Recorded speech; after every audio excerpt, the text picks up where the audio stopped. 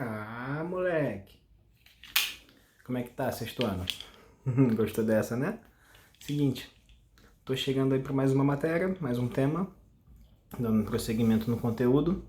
E aí, vocês vão pegar o livro, abrir na página 254. Nomes esquisitos, temas estranhos, mas que se vocês ficarem ligados vai ser moleza de entender. A gente falou nos vídeos anteriores sobre água, né? Distribuição da água, sobre bacias hidrográficas, sobre o ciclo da água. Nesse mesmo capítulo, na parte final dele, né, no último capítulo do livro 2, biomas e formações da vegetação. O que é bioma? Fácil de entender. Eu gosto de pensar no bioma dando exemplos de tentativas. Se eu pego, por exemplo, um cacto, uma planta acostumada a pouca água e muito calor, e boto numa região que o inverno é muito rigoroso, que neva, esse cacto vai enfrentar problemas e vai morrer. Ou o contrário, eu pego um pinheiro, aquelas árvores coníferas, já vou dizer o que é o tema desse vídeo, as coníferas, os pinheiros, e boto numa região muito quente, não dá certo. A planta não sobrevive. Então o bioma é o conjunto de características climáticas do relevo, do solo, do ecossistema, para resultar no mesmo ecossistema. Como que as condições da região vão afetar o funcionamento das plantas da região, o que vai atrelar toda a cadeia alimentar, né? Então, bioma é essa interação. Sabendo disso, como que as plantas se adaptam aos diferentes biomas, que é o lance dessa parte, que é o lance que vai dar uma complicada na nossa cabeça, mas ó, moleza, vocês vão entender. Principalmente porque tem uma lista. Essa lista que é a dificuldade dessa parte. Porque você vai ver palavras como arbórea, hidrófita, xerófita. Vocês vão ver que é fácil de perceber o que está acontecendo. Primeira coisa, vamos pensar no que a planta precisa. A planta precisa de luz, precisa de água, precisa de solo, de nutrientes no solo. Precisa de vários elementos para ela que se desenvolva. Se um desses elementos começa a ficar com uma certa debilitação, como por exemplo o caso da água nas regiões mais secas, nos desertos por exemplo, a gente percebe que as plantas se adaptaram para isso. Por exemplo, tem plantas que ela sobre o solo, que a gente consegue ver, pode ter ali 1 metro, um arbusto, baixinha. Mas embaixo, a raiz pode estar chegando a 10, 15, 20 metros de profundidade. A raiz mais comprida que eu já vi, não sei se vai ter mais, tem 105 metros de raízes que saem em uma caverna. A planta lá em cima tem raiz de 105 metros. Para quê? A planta ela se preocupou em buscar água no subsolo, onde vai ter a oferta do lençol. Se não tem água da chuva e o solo na superfície está seca, a planta só vai, esse tipo de planta, né, arbustiva, só vai conseguir sobreviver se procurar água no lençol freático bem abaixo da superfície, beleza? Então, sabendo disso, que eu tenho elementos que favorecem ou dificultam o desenvolvimento da planta, é daí que as plantas se desenvolveram em tipos diferentes. E olha só, a formação vegetal está relacionada diretamente ao clima, ao tipo de solo, à qualidade e quantidade do ar e principalmente da água na região, na área. A vegetação é composta pelo conjunto de espécies de vegetais que determinam o lugar. Beleza? Então, olha só. Vamos começar a lista. A lista é dividida em 3. Então, começa a facilitar. Porque em vez de você pegar a lista toda, você vai ver 3 listas. E aí, aí tem um negócio bom. Porque uma característica de uma lista pode se repetir na segunda lista, que pode se repetir na terceira lista. Então, por exemplo, se eu tenho 3 grupos, eu vou poder escolher um elemento de cada grupo. É exatamente isso que as plantas vão fazer. Porque, por exemplo, a primeira parte da lista está assim: quanto é classificada como floresta a vegetação pode ser, ou seja, o tamanho, as árvores, o tipo de árvore que vai aparecer. Pode ser arbórea, espécies de grande porte. Você vê uma floresta que tem aquelas árvores enormes, do tamanho de prédios, como as sequoias na América do Norte. São árvores que podem chegar perto aí de 80 metros, enormes. Essa sequoia é uma árvore de grande porte. Quando a floresta é assim, é um sinal que ela é arbórea. A Amazônia, por exemplo, a Mata Atlântica, beleza? Quando ela é arbustiva, segundo item, quando o porte de árvores é médio e pequeno, aí vem aquelas plantas baixinhas de regiões que começam a ter deficiência de nutrientes ou deficiência de água, por exemplo, e a planta se adaptou a ser pequena. Porque uma planta como a sequoia, uma planta que é enorme, ela não se preocupou com os recursos. Ela cresceu tanto que ela foi consumindo ao longo da sua vida muitos recursos. Então a região dela é muito favorável para o desenvolvimento dela. Beleza? Terceiro, herbácea, com predomínio de espécies de gramíneas. Matagal, mato. Não tem árvore formada. Não é uma planta que vai possuir raiz, um tronco, madeira, não. São plantas sazonais. Gramínea, normalmente ela cresce e morre no mesmo ano, porque quando chega o inverno, ou escassez de água, um período de estiagem, ela morre. Ah, que tristeza, ela morreu. Mas quando ela morre, ela libera semente, muita semente, uma chuva de semente. E aí, quando volta as chuvas, as sementes germinam. Então é uma floresta de ciclos, todo ano ela está se renovando. É o caso da herbácea. E aí a última dessa primeira parte do tamanho, né, do tipo de planta que aparece nessa região, é litorânea. A diferença é que a litorânea está acostumada à água salobra, água misturada com sal. Muitas plantas, se você regar com água do mar, ela vai morrer. Na verdade, a maioria delas. Só esse tipo da litorânea, que a gente encontra nos manguezais, que vão aguentar esse tipo de água, esse tipo de ambiente. Beleza? Então, ó, primeiro grupo, tu vai pensar, pô, ela pode ser árvore grande, pode ser árvore baixinha, pode ser graminha, pode ser planta da beira do mar. Daí, parte para o segundo grupo. Nas formações não florestais ocorre o predomínio de estratos arbustivos ou herbáceos, sendo que o extrato arbóreo pode estar presente em menor quantidade ou ausente. Ah, tá falando aqui nessa partezinha que elas podem se misturar. Com certeza, florestas como a Mata Atlântica, você vê arbusto e vê árvore tudo misturada. Isso é muito comum, mas o que a gente normalmente nomeia é o maior tipo de planta da região. Tá? Então a vegetação pode ser classificada quanto ao grau de umidade, oferta de água. Aí que vem os tipos de espécies que a gente vai ver, que são muito diferentes umas das outras. Por exemplo, hidrófita. Tá logo falando ali, ó. Hidro. Ela tá na água. Plantas que se desenvolvem dentro d'água. Ah, são as algas? Não. Alga é um tipo de elemento, tipo de ser vivo, que vai ter uma diferença aí. Não é o nosso caso, não. A gente está falando de plantas que vão possuir umas raízes e partes fora dela. Tá? Normalmente a água está toda dentro d'água. Como, por exemplo, a gente pode pensar naquela plantinha bem famosa da lenda, a Vitória Regia. Tá? Aquele disco que fica boiando na água.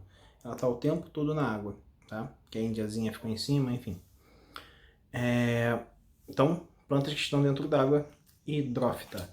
É bem legal vocês pegarem esses nomes e anotarem ou marcarem no livro para ficar, caraca, hidrófita, ela está na água, água, para associar, para não esquecer quando for ser perguntado depois. Tá? Segundo, halófita, vegetação que se adapta a ambientes salgados. Olha a ligação. Lembra ali da floresta que está em cima dos manguezais? As litorâneas, elas, por estarem próximas e apresentarem raízes presas no lodo, na lama, são litorâneas, né? Próximas ao mar. E que, por serem adaptadas a esse tipo de água salobra, elas são halófitas. Você vai juntar os dois. Uma planta litorânea pode ser que tipo? Pode ser uma halófita. tá? Você juntou os dois. Mesófita, desenvolve em ambientes com uma regularidade de chuvas, ou seja, planta que não está nem aí para seca. Ela tem oferta de água o ano todo. Um exemplo muito bom são as bromélias, uma planta que está acostumada a ter água o tempo todo. Tá? Uma parte das florestas brasileiras, a Mata Atlântica e a Amazônia, estão acostumadas com essa grande oferta de água, beleza? Então, quando tem muita chuva na região, você vai chamar de mesófitas. Tropófitas, quando a vegetação se adapta a ambientes que possuem períodos secos e úmidos. Aí vem um negócio legal. A gente no Rio de Janeiro está acostumado a ter chuva o ano inteiro. A gente já viu isso em clima. Nosso clima é um clima equatorial, tropical litorâneo, que tem muita umidade. Daqueles fatores climáticos, a gente recebe bastante umidade do oceano. Então, o ano inteiro a gente vê uma regularidade, tem chuva o ano inteiro. Nessa época do ano que a gente está agora, os dias estão bem secos, mas se vir uma frente fria, se vir alguma mudança, vai cair chuva. Mas existem algumas regiões, principalmente mais interiores no continente, onde chega os meses de inverno não chove nada. E aí aquelas plantas herbáceas, os arbustos ou as gramíneas, elas vão fazer aquela adaptação que eu falei. Elas podem morrer para liberar as sementes, porque sabem que vão passar, começa a ter escassez d'água, ela começa a secar e morre. Mas quando ela morreu, ela vai liberar as sementes para que haja um outro ciclo, uma renovação dessa paisagem. E aí, isso é um tipo. Tem vários outros. Por exemplo, uma planta que se adapta às estações do ano. Num período onde a seca acontece, ela pode perder suas folhas quando começa o outono e antes de chegar o inverno. E aí a desfolhagem dela, porque a folha faz a planta perder água. É onde a evapotranspiração acontece. E aí se a planta vai perder água durante o período que não tem água, vai ser ruim para ela. Então o ato dela perder as folhas é um sistema de defesa para um período de secas. Né? Nesse caso, de período de secas. Ela vai perder as folhas, preserva a água dentro do seu caule, na sua raiz, e que quando iniciar o período das chuvas novamente, ela vai começar a brotar novamente, normalmente quando inicia o ciclo da primavera. Tá? E aí, ó, pega o nome, esse nome é mais complicadinho, né? Tropófita. Segue mais embaixo, xerófita. Essa aí não tem água. Aí estão as plantas que estão adaptadas à seca severa. Dentro dos desertos a gente encontra principalmente aqueles cactos que aguentam bastante. E o cacto se adaptou como?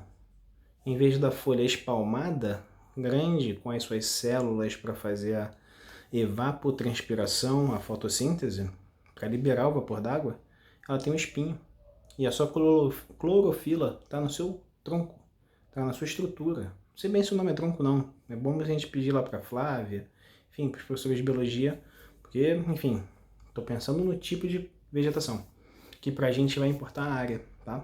A parte da espécie é mais com a galera de biologia, de ciências. Então, quando eu penso nessa área desértica, a pouca oferta d'água favoreceu com que as plantas que ali se adaptaram preservassem a água no longo período de ano com ausência de chuvas. Choveu um pouquinho, caiu um orvalho, caiu alguma coisa que umedeça a região, a planta vai se aproveitar disso. E no outro caso, a raiz dela pode ser extremamente profunda, como eu falei lá no começo do vídeo, tá? Higrófita, desenvolve em ambientes úmidos. Olha só, não é diferente da de dentro d'água. Ela se desenvolve num ambiente que está o tempo todo chovendo, que está o tempo todo com água passando por ela, tá? No caso, algumas orquídeas, algumas plantas aéreas estão muito acostumadas com isso, com água passando o tempo todo por elas, tá?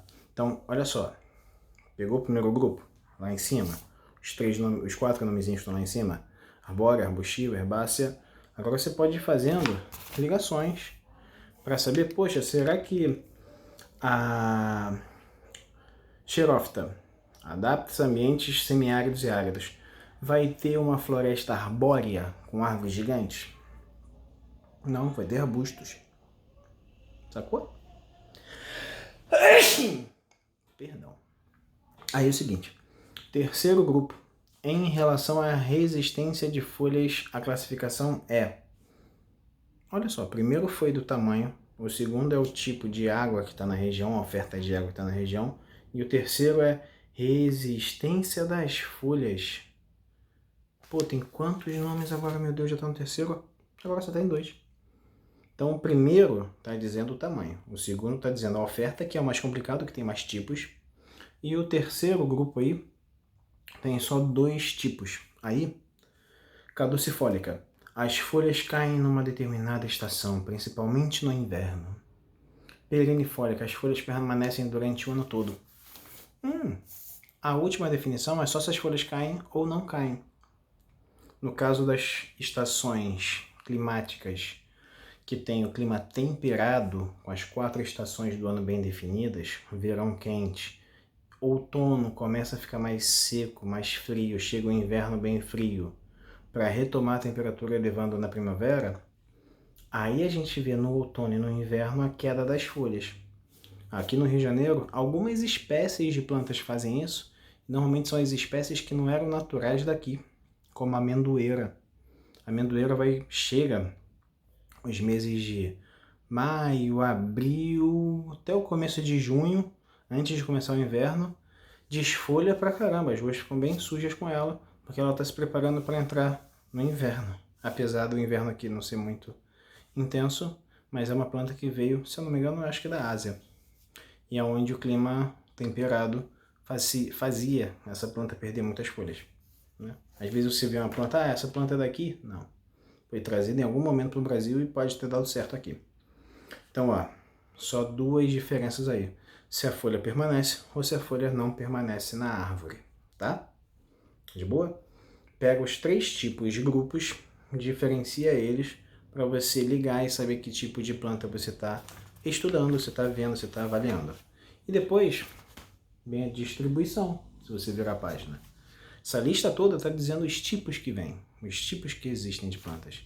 Na página seguinte, aonde elas estão localizadas. Aí você vê no mapa bonitinho, floresta pluvial tropical, floresta pluvial, chuva, tropical entre os trópicos. Eu acho que é úmida e eu acho que é quente. Eu acho essa parte da matéria muito fácil. Se você ler o nome do tipo de floresta, você já está ligando automaticamente com o clima da região. Muito fácil. Por exemplo, vamos ver o seguinte. Estou vendo a legenda do mapa, para ver aonde está na região. Segundo aqui, floresta pluvial subtropical. Já está nos subtrópicos, está próximo ao trópico de Câncer, próximo ao trópico de Capricórnio. Começa a ficar menos quente. Sacou? Então é muito fácil você localizar onde o clima está no mapa e você entender, como você já estudou clima, você já sabe dos fatores climáticos, latitude, altitude, maritimidade, continentalidade. É aí que você vai aplicar essa matéria. Se tu tem dúvida nisso aí, ó, tem que voltar lá no clima e lembrar, caraca, o que é maritimidade, o que é continentalidade? Porque pode surgir uma vegetação continental.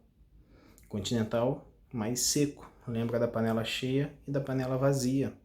Ambientes secos, mais quente durante o dia e rapidamente esfria durante a noite. Se ligou? Essa matéria está ligada com o clima, é muito ligada com o clima. Tanto que o nome das vegetações estão todas associadas. Vamos ver a terceira, por exemplo. Floresta temperada, zona temperada, 4 estações bem definidas. Normalmente aí a gente vai ver as coníferas, os pinheiros, que são as plantas que aguentam climas mais frios. Por exemplo, tundra. Você olha no mapa tundra, está no norte do Canadá e no norte da Rússia. Frio pra caramba. Invernos de menos 30, menos 35. Que vegetação que se adapta a essa região? Durante o curto verão, quando começa a esquentar um pouquinho, o solo começa a derreter, chega perto de 0 graus, 1 grau, 2 graus, começa a crescer uma grama bem rala, uma vegetação rasteira muito, muito, muito pouquinha, que rapidamente pode virar comida para os... Como é que é o nome daquele bicho? É alce? Rena, do Papai Noel. Virar alimento disso. da rena.